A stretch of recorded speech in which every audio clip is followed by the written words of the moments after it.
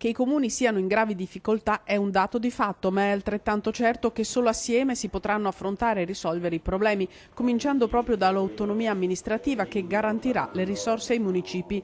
Non siamo parassiti, assicurano gli amministratori locali. Dare autonomia finanziaria e amministrativa ai comuni che sono in uno stato disastroso, e qual è il risultato? Non possono essere dati servizi ai cittadini. Questa è una cosa gravissima. La mancanza di fondi nei comuni per poter dare risposte ai cittadini. È stato tradito lo spirito della legge Bassanini. Se possiamo dire, il neo delle leggi Bassanini è che sono state fatte a Costituzione invariata.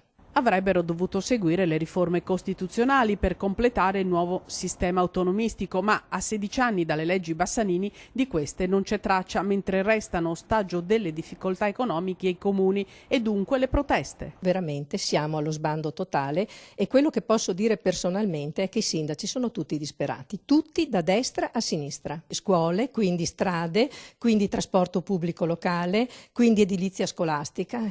Questi sono i temi importanti. Belluno non è meglio di altri comuni, quindi anche i problemi sono uguali. Ma io posso dire questo: l'ultimo bilancio che abbiamo fatto, che appunto riguardava gli equilibri di bilancio, il sindaco ha detto purtroppo dobbiamo navigare a vista, perché le leggi si modificano di giorno in giorno, quindi non siamo in grado di dare risposte, come dire, da qui a un mese, 2 mesi ai cittadini. Ed è proprio ora di dire basta a tutto questo, si trovi il coraggio di mettere mano all'autonomia amministrativa unita alle riforme necessarie per far governare i municipi e non affidare solo il ruolo di gabellieri ai loro sindaci.